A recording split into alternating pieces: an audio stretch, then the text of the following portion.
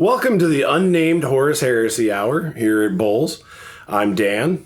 I'm Ryan. I'm still Monji. And today we are going to talk about the best practices for making a narrative army. Narrative hobbying. Hobbying. What are we talking about here? Now, when people say Horus Heresy is a narrative game, like what does that mean? It is the car show to the 40K drag race. That's how I think of it. So I like that. Yeah. Yeah. So what I think about when I am thinking about narrative gaming is I think about an army or a project that tries to convey a story or a vibe or a feeling. And that, of course, is up to the artist or the owner of the army or whatever it is. So I think that when you go about building a thematic list, you're taking things that might not be optimal. You're thinking about the story you want to tell, and you're probably thinking about, how to convey that through the hobby aspects of the game. Absolutely. You read one of the Horus Heresy books and you just get taken with whatever that description was and you're going to make it in miniature form. This is the segment for you, right? Yeah, and I think, I've done a few sort of narrative armies. My World Eaters are themed around the Siege of Terra. My Ultramarines are themed around the book Betrayer. And it's definitely a challenge for any hobbyist to really go at it because there's so much to do. Right. It's a lot to digest and a heck of a lot you got to put into it to make it work right. Yeah, for sure. Yeah. So I think the first step is really to identify kind of the story or whatever you want to tell and find inspiration somewhere. Yeah, and I think, it's important to note the inspiration doesn't have to come from a Horus Heresy novel. Obviously, that's an easy spot. But it can be artwork, it can be other stories that you might like about the heresy that maybe aren't canon anymore, or maybe something changed. One of the really cool ideas I've seen online is a guy who is theming his Space Wolves army as what do the 40K Space Wolves tell us the stories about the Horus Heresy. So it's exaggerated 10,000-year-old sagas and stuff. The tall tale Space Wolves. Yeah. That's pretty cool. Yeah. They all have fangs and wolf heads and And he was the greatest wolf. Right. And there's a guy on Reddit who's running his Custodes army as Thunder Warriors. I've seen that army before. Yeah. Very cool. Yeah. So, he's really committed to the way the Thunder Warriors were depicted kind of at the end of the unification of Terra and he's really going at it. Right. That is super cool. So, it doesn't have to be those stories. If it is, great, cool. whatever floats your boat, whatever gets you into it, right? We'll simplify it. Horus Heresy allows you to do things like, this is Siege of Terra. That's why all of my Death Guard are sort of modified Plague Marines. Yeah, they're super corrupted. Yeah, they've already, Nurgle's had it their way with them. So right. So maybe you're using a lot of conversion bits and even models from the 40K range because you're trying to show that level of corruption over the span of the entire heresy. Right. And it's a ton of fun to figure out how the different kits interact and work together and the different ways that you can use stuff from the 40K range and the 30K range and Forge World to make something that looks cool and unique. And ultimately, when you see these types of armies, it's a treat not just for the person playing the army, but also for people fighting against it. Yeah, absolutely. Yeah. The amount of... Horus Heresy is one of those cool games where you go to the battle table and magically enough, you get to tell just how enthused your opponent is about playing the game because of how much they put into the army. Yeah. Right. Which is pretty unique to Horus Heresy. And the one thing we think about is, you're choosing to develop this type of army, rather than choosing to be ultra competitive. Yeah, exactly. A lot of the super thematic armies are not going to be super competitive. Sure. At all. People can definitely, kind of phase in a part of their army that they want to be competitive while also having, a portion that may not be, top tier. And that's okay. It is okay to run a list that is not just going to pound your opponent into the ground. You can take units and options that are good and thematic and look good doing it. Yeah, one of the things that I've really enjoyed as a guy who's done this a few times is that challenge of sure, I could take, in my Raven Guard list, I could take, like, a bunch more Dark Furies and a bunch of, like, Assault Squad guys. But when I look at the art of Istvan, Drop Site Massacre, you know, it's a bunch of, like, regular Raven Guard dudes. That was the majority of my army, was tactical squads. And, like, sure, I had a squad of Dark Furies and I had a squad of Terminators, but it's, you know, the tragedy of the Drop Site Massacre is watching all these infantry guys get gunned down. And that's what I went to model with. In a murder bowl. In a murder bowl, right. So, you know, when you're planning out the list, don't feel compelled to, you know, make it super hard. And also I would say, like, there's a thing in Warhammer where, you know, a competitive player will try to, like, write a story to justify their choices. Sure. You know, it just so happens that my list has all of these Stone Warders or Phalanx Warders, and it just so happens that it's Stone Gauntlet because that's the story I want to tell. Right. Like, it's Fafnir Ran at the wall, you know, with his warder company. And I hear that story a lot. I'm like, you know, Horus Heresy is a game that doesn't change in its meta or its competitiveness as often as 40K does. Yeah. So, I mean, everybody knows what the top tier list is. And when you approach a table, you can be like, I'm good.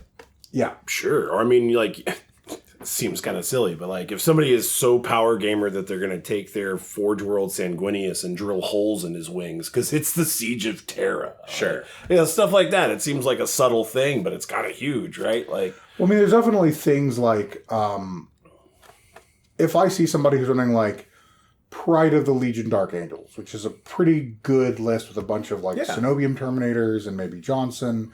And it's like, okay, this is a hard list.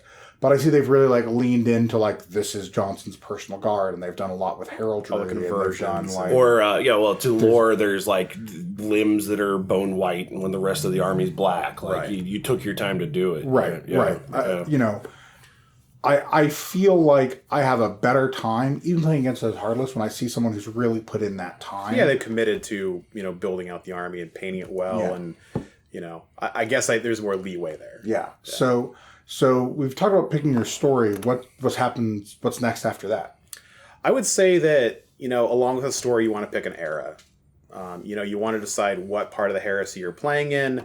And if it's early heresy, there's probably less corruption for the traitor legions. So you're going to have less, like, chaosy type bits. But if you're playing late legion, you know, go ham. Like, get the DG kits, you know, put on those spikes, you know. This also is not it's an open invitation for the internet to correct us on what mark of armor you're using. But if you go back to all the source material, it doesn't quite matter, but it can depend on the Legion. I mean, in a lot of the earliest art of the Horus Heresy, it's beaky Marines getting blown up by Titans because that's the only Space Marines they had. So it was beakies, right? It was beakies. But, you know, to me, it's like, I can tell when someone has, like, really thought about it. And it's not just in the, like, you know, one of the things we see online a lot is, like, Iron Warriors would never use Mark 6 because they hated Mark 6. Well, yeah, but they weren't stupid. They still had thousands of suits because it worked. Right. PPE is important. It's better than not going into battle. The rebreathers on those Mark 6 are way the hell better than the rebreathers on those Mark 3. Right. One's a grill, one's not. Right. It's one of those things where, like, you know, you could run your Mark 6 guys from the box because maybe it's a faction of Iron Warriors that Perturabo didn't like, so he gave them, like, the cast-offs, the, like, stuff he didn't want. I mean, I am less interested in like the different marks of armor than I am, you know, the conversions and much to the internet's chagrin, the mark of armor doesn't matter. I'm a huge nerd for armor marks, and I will definitely, like, appreciate the people who like go for a thing, but that doesn't mean, like, I can't run, you know, tactical squads. Like, well, we can fight in the parking lot afterwards. You know, one of the coolest things I've seen is people who took the, like, Space Marine Heroes tactical Marines, like bigger ones they did a couple years ago, and, like, added in some of the Horus Heresy Imperial Fist bits and ran them as, like, siege tactical squads to the Imperial Fists. It looked incredible. Yeah. It was incredibly dynamic, and, you know, you end up with an army that, sure, some people are going to say, oh, you can't run Mark 7 armor in the Horus Heresy. Like, the hell with that. It looks really cool. You put in the work. Yeah. Yeah, absolutely. I mean, it can be subtle. It can be extreme. Like for me, all of my Dreadwing guys are a little bit coated in dust because guess what? They've been plasma burning their way through the entire planet. Right? There's lot nothing. of ash. There's nothing left but ash. Right. Right. You know, stuff like that. I mean, that's a subtle, easy thing to do. You know, you want to go crazy with it is when you start getting into like custom printed kit bashes and things like that, which is also cool. You know, right? Well, So I mean, the other thing to think about is basing. I mean, basing can really help sell a location or like a feeling or a vibe, if you will, for your army. I mean, yeah, what we're really talking about is sort of like the hobbying and modeling aspect, right? So, you know, one of the things that when I was doing my Raven Guard army, which was received very well at the GW Open in Chicago last year. Did you win Best Painted or something? I won Best Loyalist. With very the good. Army. So which I think is sort of a combination of like painting and hobbying and sort of games won and how people sort of felt about the event. So I really appreciate obviously everybody who was there and the GW staff for putting it on. It was fantastic. But you know, for that Raven Guard army, I was like, well, it's an army of black armored guys, and they're fighting in the Urgal Depression because that's the Murder Bowl.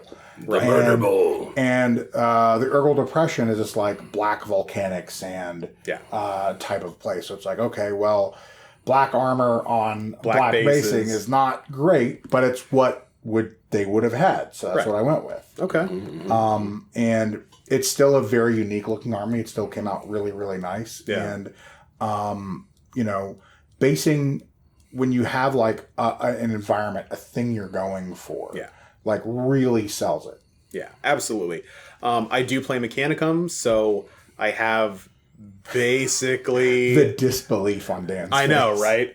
We've never seen him play Mechanicum yet. Yeah. Well, the army is a work in progress, but a lot of it's done.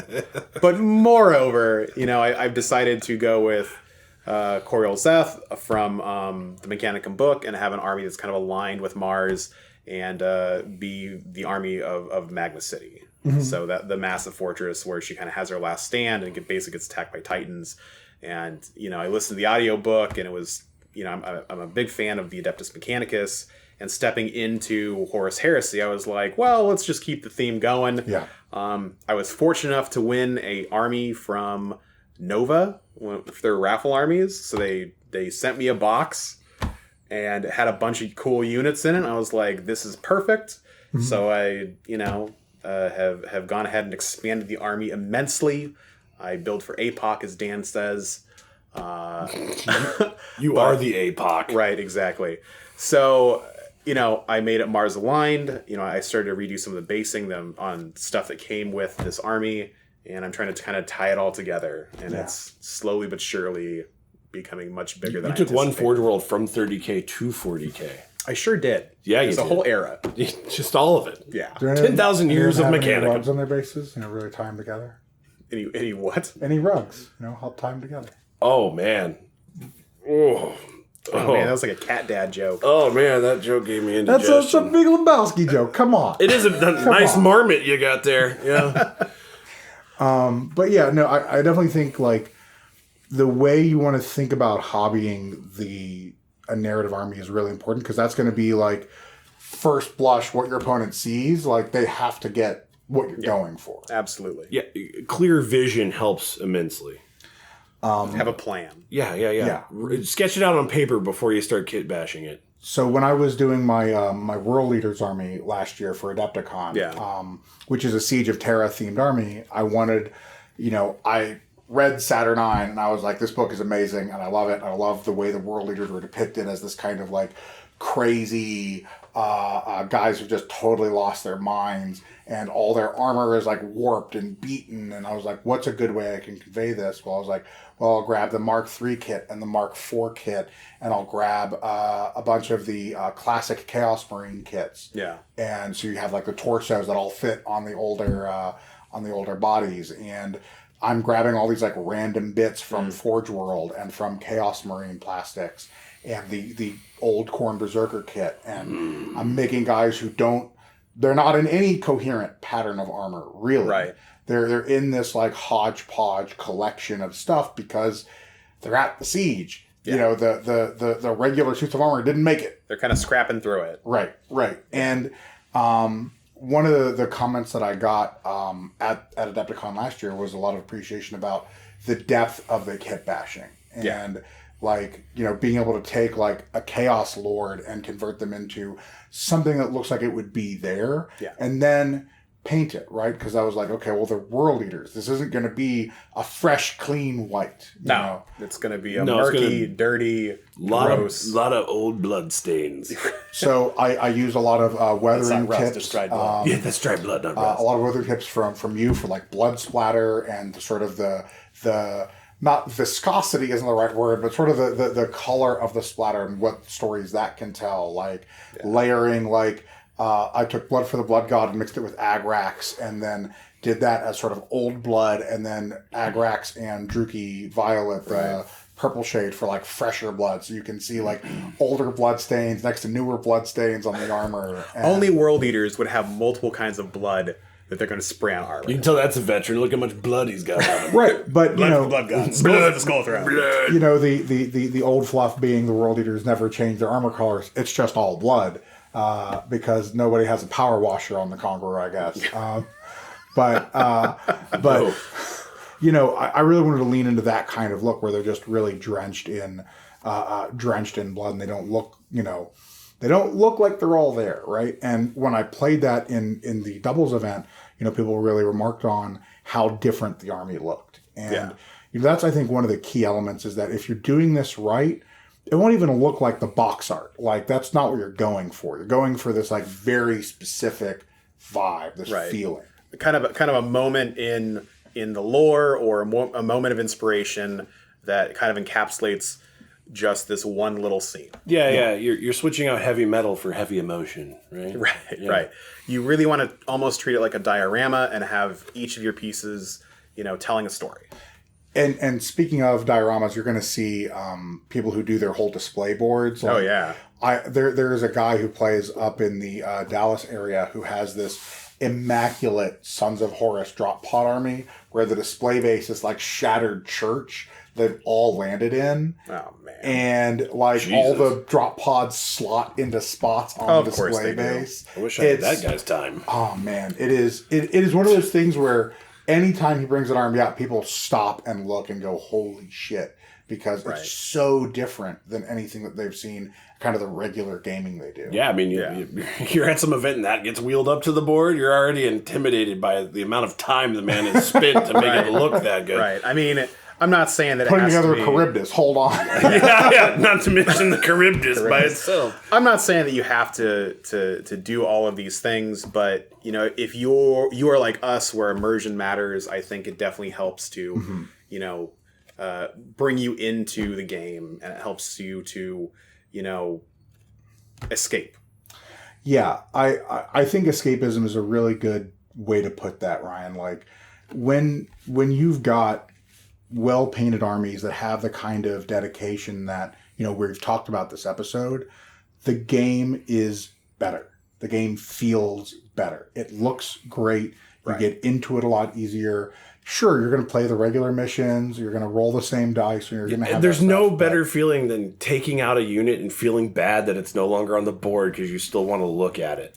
Right. There was this guy. I know that's a weird thing, but like that's really what it comes down to. No, 100%. There was this guy I played who had his Emperor's Children Cacophony, where the metal second edition Noise Marines. Led by the rogue trader Slanesh Marine. Like the first. Man. Dang. That's cool. And I looked at this and I'm like, of course I had to kill it. But I was like, I really don't want to kill it. It's too cool. Can you just leave it on the table and not put it away? I just put that in the corner out of the play zone. I just want to stare at it a bit. Yeah. And I also want to say, like, you don't have to feel like your painting level has to be at a certain level to pull this off, right? No, I think effort counts for a lot in this. Yeah. We're all going to appreciate the amazingly painted miniatures, but I mean, showing up to an event, fully painted army, you know, gets you so many more points in my book than like kind of just showing up with like mismatch. I mean, there's certain armies where it's almost like Ryan and I keep talking about this with Death Guard. like to make Death Guard look good and thematic, you basically just put them all in a tub and drown them in paint and pull them out and then sponge it off a bit and whoa, look at that. That looks real good. I mean, you can do a lot with weathering that I think is not only easy to do, but really effective. Yeah. Yeah. Don't feel like you've got to paint like Darren Latham or the Heavy Metal team. Don't feel like you've got to paint like Duncan Rhodes, right? Like the look should really be informed by what you want, what's in that story that you want to tell, right? Yeah. Like when I worked on my Ultramarine store, my largest collection, I know, shocker. But this man bleeds blue. But you know, I was like, I really wanted an Ultramarines army that would stand out next to others, and the way I landed on that was weathering them and weathering powders for like dirt effects, because I went for they're fighting on the red sands of Nuceria, so it was like a red earth scheme. Absolutely. And but I wanted to show them like in the middle of the fight, busted up. You know, this is not the perfect, clean, serried ranks. This is like the Ultramarines at their most angry, they're most like lost it. And in the book by Aaron Dembski Bowden, he has this beautiful depiction of like a ragtag fleet. They didn't stop to fix anything after Kaut. They're like, no, we're gonna fuck these guys up right now. And I mean, like, or well, for me in the DA, like doing a whole Dreadwing army meant like I'm not going to build a tac squad. There are no tactical squads in the Dreadwing. They take assault. They take despoilers. They don't take tactical squads. Mm-hmm. Hard to hold objectives, isn't it? No, despoilers are lying. Assault squads are lying. It's just different. You don't get Heart of the Legion. You have to kind of deal with that. You kind of hide them. You shove them in tanks. But thematically, they don't take tac squads. That's not that role. There you go. And fighting 20 interrupters is certainly a thing. Yeah. And good luck against 20 interrupters. Yeah. No problem. No. Wall of Death and breaching and, instant death. It's fine on templates. I mean, if your narrative theme is Custodes, it's just winning, Yeah, sure. Exactly. A lot of gold, a lot of winning. Gold is the color of winning. First place. Olympic champion. Yeah. You can show up with the best Custodes army ever. They're still going to give you last.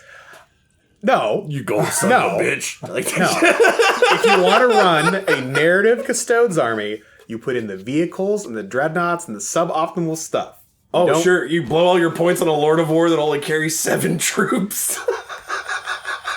Because thematics. That's right. I mean, I genuinely think, like, one of the things I've not seen anyone do yet is, like, a War in the Webway themed Custodes. Mm-hmm. Like, that would be dope. We talked about going all in on the basing, but going into, like, sort of Wraithbone, Eldar type Oh, yeah, that would be cool. Or just crush a bunch of Eldar and just base them with that. Like, that would be awesome. I got a grinder and like a box of...